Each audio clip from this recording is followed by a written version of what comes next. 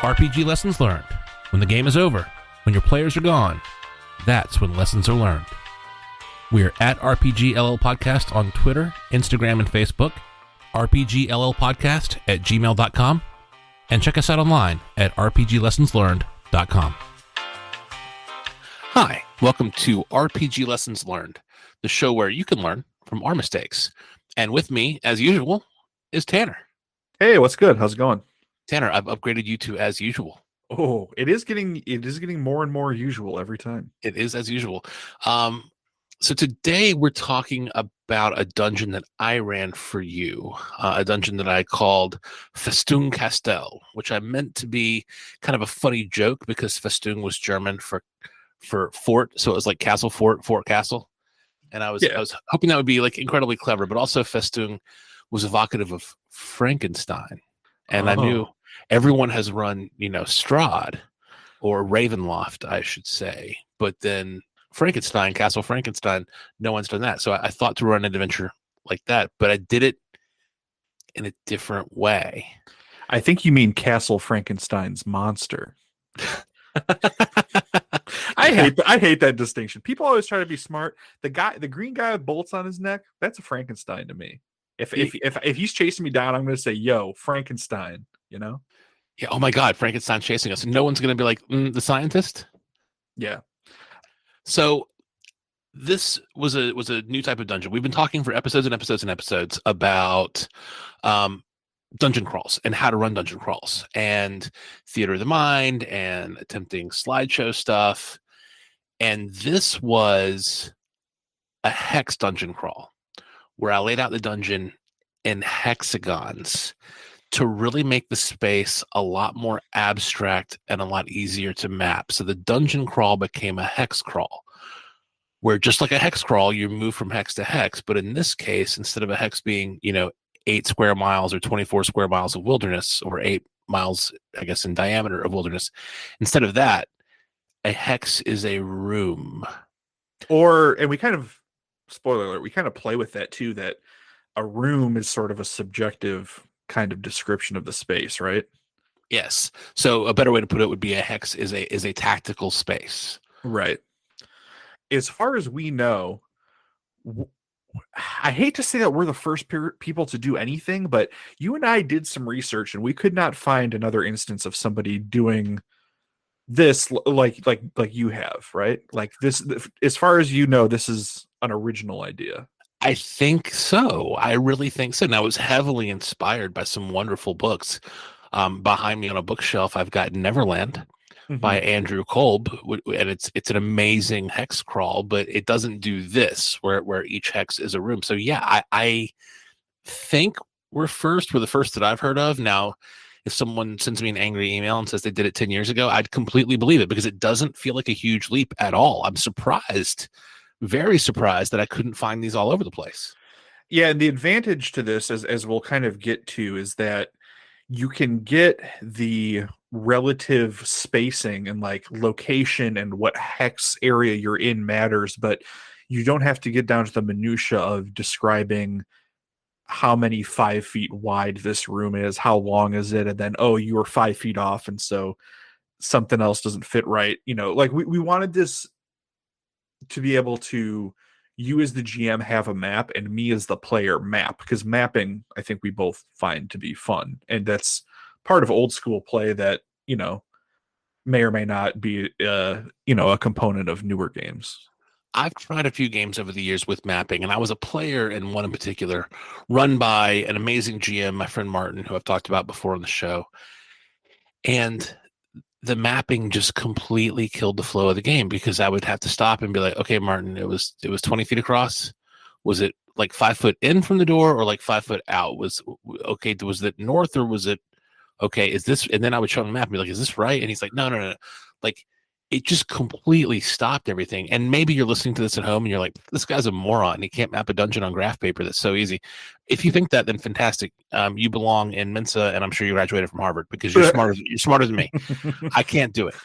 Yeah. But I had been watching this documentary, Secrets of Blackmore, And the documentary is absurd. I cannot honestly recommend it. The voiceover is so serious as Dave Arnson and his players. Like the voiceover is incredibly serious. I really enjoy watching it, but I can't honestly recommend it. But they go over the importance of mapping. And I was like, mapping's never worked for me, and I wanted to make it work. And I think this made it work. Yeah, I think you were successful for that. So the idea, so like people have done like point crawl dungeons, right?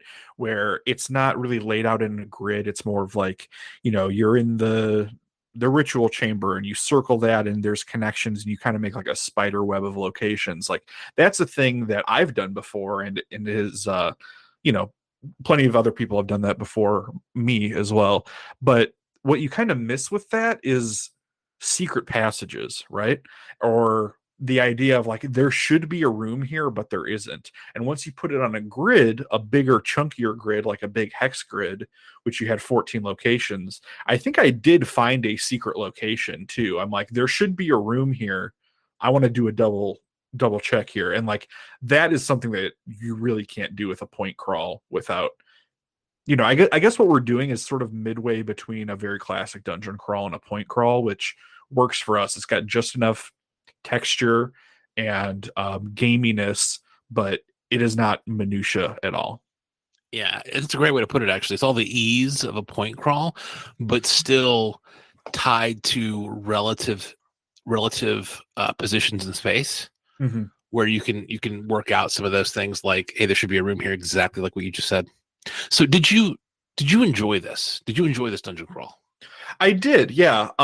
There are the way that you had it designed. So you did something really smart, which is for this first one, you set it in a castle. And I should say, for the way that these hex dungeons are laid out, you cannot always travel freely from one hex to another like you might be able to in a hex crawl. If you're going overland and you're in a hex, there are 6 different directions you can go.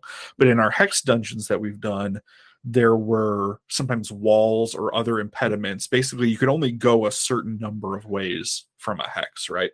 But what you did by setting this in a castle, which was awesome, is that I already had kind of an idea of what the layout of a castle should be. And so I knew it wasn't just completely unknown exploration. I was like, oh, I want to get to the keep. The keep is probably in the center or the back. I'm like, oh yeah, it makes sense that the stables are kind of out front by the gate and everything. So like all that really, really worked. I think that like just the exploring the dungeon part, obviously it might be kind of reductive to say, but that stuff all worked with this kind of setup. Awesome. And that's exactly what I wanted to achieve.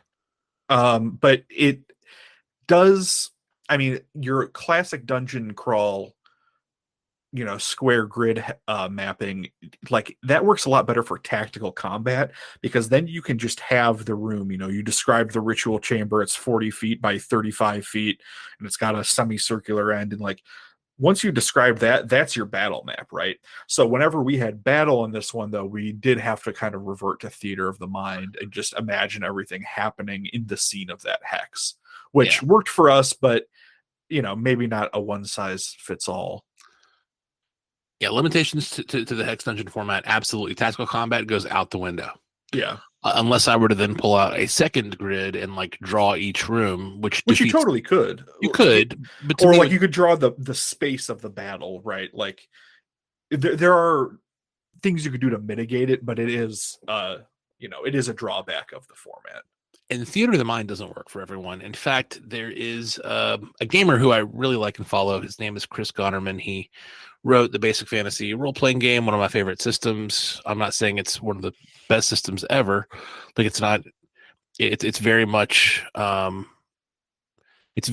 basic D&D with a few things simplified and ascending armor class and stuff like that. But he's super nice and he's awesome. And he's built a great community. I really like him. And he's put out videos about, hey, theater of the mind is not accessible for everyone. There are individuals who have, and I should have researched the name of this specific disability, who have the specific disability where they have a hard time visualizing stuff. Mm-hmm. And theater.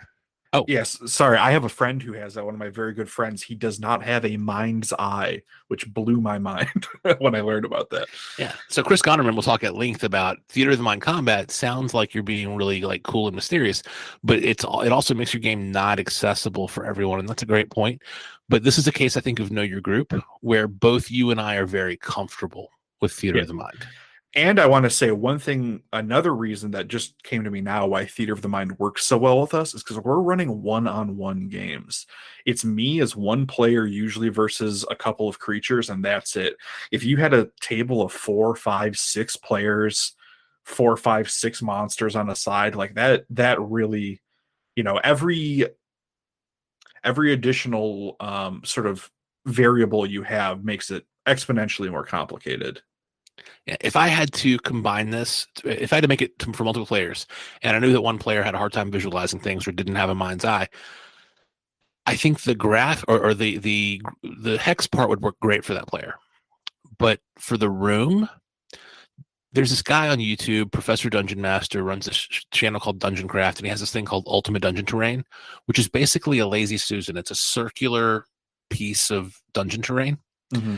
and it has a ring on the outside, and that's far away or ranged, and it has a circle in the middle, and that's up close. And then he'll just put props on that, so it has a grid. And you can just quickly assemble a room and then wipe it. And he just builds room after room after room on that lazy Susan. And I think that's how I would adapt this game if I had a table full of players, some of whom needed a map for accessibility reasons. Yeah. Yeah, that sounds really cool. I'd like to see that video. You should send that to me. I will do that. Um, yeah, and then obviously it as a 2D map does, it also doesn't handle 3 dimensions well. I don't recall that being a huge issue in this one. The one I ran for you that we'll get to next time, maybe had a little bit more 3 dimensionality to it, and we can talk about that then. But in this one, it is a limitation, but the way you laid this one out, I didn't find that to be a problem at all. Yeah, I put this in the show notes. So behind the scenes, for those of you who are listening, I put this in the show notes specifically to tease what you did in the next episode that we'll record, what you did in the next adventure, where you ran a hex dungeon for me, where as I was crafting this dungeon, that note is there for me to talk about the fact that I had a hard time being like, this is a castle. Castles have floors. No noble sleeps on the ground floor. So I felt like really kind of lame-o making a one-floor castle or a one-story castle. So that was a limitation for me, but then I think you solved it. You solved it beautifully, keeping the exact same 14-room format. And that's all we'll say on that. That way we don't give away anything from next time. Yeah. How do you think it scored on my totally official, totally original dungeon checklist of good things? Well, by this point in our gaming together, before we'd even decided to record these podcasts, by the way, because I think at this point we had not yet decided to record, if I'm remembering correctly. But by this point, you had shared your dungeon checklist with me, because I had run a couple of games for you, or is this just the second one that I ran for you? Boy, I'm totally messing up our flow here, but if only we had notes. No, you ran Awakening at the Old Well. That's right, and I ran the Columbo game. Okay, yep. So yeah, and Awakening at the Old Well was our first attempt to like visualize, right? So I had your checklist, and in Awakening at the Old Well specifically, you had the feedback for me that there weren't multiple factions. So by this point, I had heard your checklist kind of verbally, and I built this dungeon specifically to have the checklist stuff. I didn't do great at the multiple factions. I didn't have like 2 distinct factions. I had a bunch of like demons. Yep. And then I had several individual NPCs who did not make up a faction, but there were lots of people to talk to that you encountered or could encounter in the dungeon. So I did that. You like having things to talk to, things to fight. So the NPCs and the demons handle that. The demons were meant to be monsters that you wouldn't necessarily feel bad about killing. Although I never asked you this, and it's not in the show notes. Did you read the dungeon and notice that those demons would not have been hostile? They would have simply been mischievous had you not attacked them. I did read that, and I'm not the type of player who suddenly has moral qualms about that and goes, "Oh no, they're demons to me." I think you succeeded in making them unsympathetic. Fair enough. Perfect.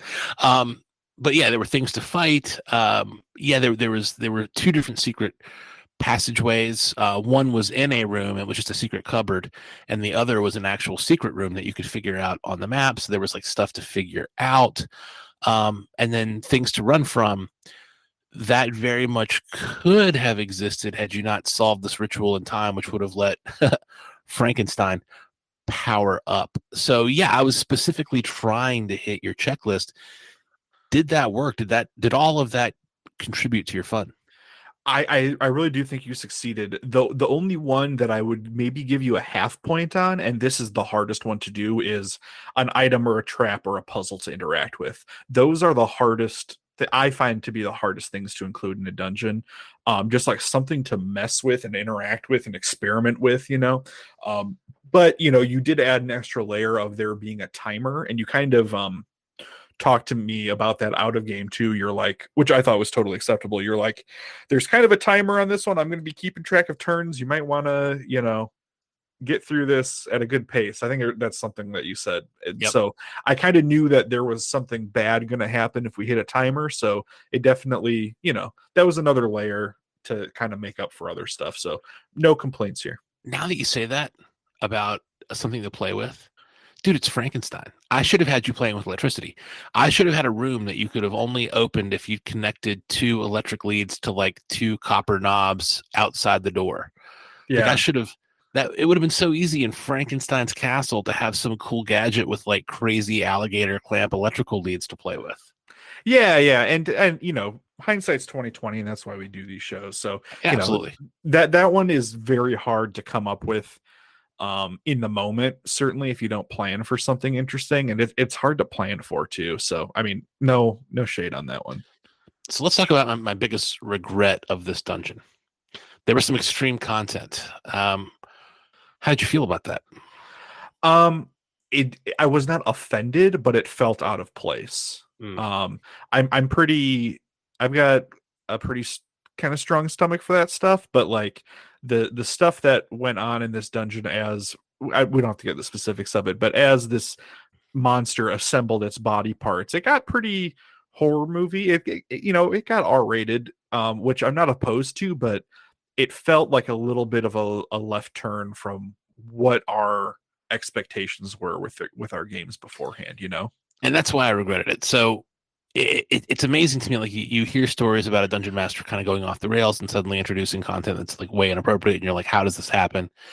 Like, did he not know? And then it happens to you. And here's how it happened to me. And this is not an excuse. This is just here's how it happened and what to watch out for me in the future.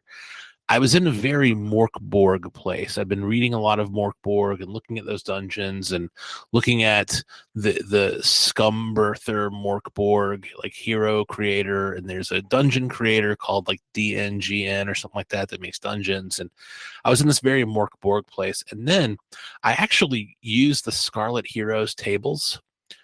We haven't talked about Scarlet Heroes in this, and I have to just say again, though we said it before, how much I love it. And I used Scarlet Heroes, the tables in it, to like generate some of the rooms or to give me ideas for the NPCs. Like almost all the NPCs came from Scarlet Heroes and not from Frankenstein. But there was this one prompt for this one room. Quote, a hideously tormented victim of the inhabitants. And boy, I did that. Yeah. And how. And when you're in this Morkborg place and then you're rolling stuff for the dungeon and you get that prompt, it's just really easy to be like, oh yeah, absolutely, hideously tormented. Here's how here's how to do that. And what I didn't do that I'm going to do in the future and have done in the future is do this stuff like generate the dungeon, generate things randomly, write stuff down as it occurs to me, and then go back and edit yourself. Yeah, go come back a day later, get another pair of fresh eyes on it, you know. And like I said, I have you know, it's Halloween season now, and I have watched plenty of hideously tormented victims of the inhabitants in various movies I've seen. I just watched Friday the 13th part 7, and there's a lot of that in there. But like, you know, that's a setting of me. I'm sitting down with some buddies, we got some popcorn, we're gonna watch a horror movie and hoot and holler at it. And I wasn't in a Mork Borg mindset, like you were when you were prepping the dungeon. So, it was just a little bit of a mismatch of expectations. And it's not something that ruined the dungeon for me by any means. Like the mechanics and the setup of the dungeon were here. But, if I was a different person or a different type of person, or if I was one of five people at your table who did have objections with kind of what made it into the dungeon, that'd be a different story. But you know, we're friends and we're forgiving of each other, and it wasn't anything malicious or harmful, or I don't think it reflected on you as a person or anything either. So it's no big. And ironically, it's so much easier to happen too, like when gaming is a much smaller part of your overall life, and like you're prepping the dungeon in spare time and going over a room once. Mm-hmm. So I think there's something we said again for going back and purposefully editing, even if gaming's a very small part of your life. But yeah, I'm thankful that, I mean, this, if you'd been a different person, this very much could have been the end of our gaming together. Sure. But yeah, enough of the bad stuff. I mean, you regret it in retrospect, and that's fine. We moved on, and as we've tackled more adult themes in later games, we've definitely checked in with each other beforehand, and I think that's a good thing to do. Outside of the sort of hex dungeon thing that we've definitely totally invented ourselves, was there anything else interesting that you kind of wanted to call out about this one? Yeah, for sure. There's other lessons to learn. And rolling the dungeon, I rolled this one gem that was worth, I think, like 10,000 gold pieces. And I remember telling you, yeah, you think it's worth 10,000 gold pieces. And you were like, 10,000 gold pieces. And it wasn't until that moment where I was like, oh, yeah, that's not a good idea. But boy, your dwarf was extremely happy to have that 10,000 gold piece gem. So it turned into a bit of a Monty Hall dungeon, again, with rolling loot and not editing yourself. Your dwarf is incredibly fabulously wealthy and has no reason to ever adventure again. Yep, I think he bought his own Festone Castle probably down the road. There you go. But I also screwed up. I didn't start you in the dungeon. I intended for you to role play with all my fun NPCs in the dungeon. Mm-hmm. The serving girl, the fencing instructor that had been caught in that room, the old servant that had locked himself in the vault. I intended for you to interact with all of those folks. But because I started you like pretty far outside the dungeon, and I was gonna like briefly have you get your mission from the people outside the dungeon telling you, yeah, we were just kicked out of this castle. We need you to go in and reconquer it for us. Boy, you talked to those people for way longer than I anticipated. And I think I covered it over. I think I made it seem like I'd prepped. I think I pulled some of my prep for the other NPCs that were in the dungeon forward and used some of it with you. Did you realize that I was like, oh no, and like trying my best to keep up? No, not at all. I think it is better to kind of start them in the dungeon, so to speak, especially for a kind of episodic type game, which is what we do. If we had a super story rich campaign that we were following these characters, I think it's okay to kind of do that stuff, but for the purposes of sort of what we're interested in, which is like kind of testing out mechanics and game systems and stuff. Yeah, it probably would have been better to just start me there. It kind of reminds me of what happened at the awakening of the old well. Just like there was the call to adventure, and then I accepted it and then went in there. And it's like, if we're both going to kind of be following a script, why not just skip it and just say, yeah, you're here to play Dungeons and Dragons tonight. You're in this old well because you heard this. Boom, go. Yeah, I finally conquered that in the next one, but we'll in the next one that I ran, not the next episode, but the episode after that, I finally conquered that. But yeah, I watch these videos on YouTube where it's like, give them a reason, and it's like, no, don't give them a reason. Just start them out in the dungeon. Yeah, giving someone, it depends on the players too. Like I said, if you have extreme buy-in for your players and they're going to be great, then you can. But like, yeah, to your point, I should clarify. If you're not playing dungeon crawls, if you're playing then absolutely people need motivations. But if you're explicitly getting a group together to play a dungeon crawl, then in that case, start in the dungeon. Yep. All right. So Tanner, this to me is the real test of, do the hex dungeons make sense? Have you run a hex dungeon for anyone else? I have, and it happened, I think, about a week or two after this, as I ran my hex dungeon for you. 14 hexes, just like Festun Castle was, but arranged in a slightly different way and with a kind of interesting twist, I think. Oh, so in the next episode, I get to talk about what it was like being a player in my own kind of hexy dungeony idea. Yeah. Fun. Do we have any Preview. lessons from this? We do. Several lessons. One is this hex dungeon concept. I mean, it's not the end all be all. It's only for dungeon crawls, but it was a much smoother time exploring the dungeon. It has issues with tactics, which we covered, but much smoother time exploring the dungeon. And then we covered it just a second ago. Start dungeon crawls in the dungeon. Don't start every game in the dungeon, but start dungeon crawls in the dungeon. And the final lesson learned, Tanner, I want to kind of go back and forth with you a little bit on. I just wrote here, make up your own rules. For me, I constantly learn that I have the most fun with a game when I've played it like once or twice. You don't have to play it, 85 times to master it, but I play it once or twice and get a feel for it. And then when I start like playing with the rules to suit me, that's when I have a lot of fun. So whether the hex dungeon is the best thing or not, dear listener, don't take that away. Instead, take away that here's two guys who were trying to do a better dungeon crawl and who came up with something that worked for them. And that's the lesson learned. Play with the rules. Tanner, what do you think about that? Do you play with rules like this? I do. Historically, I've kind of been against hacking systems. I was always of the opinion that, like, if you're trying to do something that the system doesn't support, there's probably a better system out there, which is true a lot of the time. Like if we were trying to create some sort of social intrigue subsystem to stick into Scarlet Heroes, maybe we should play a different game, for that type of setting. But for this, what you're really doing is you're creating. I don't even see this as being like rules hacking or anything or like house ruling. What you're doing is you're assembling a toolbox for yourself. And I think that happens in every game.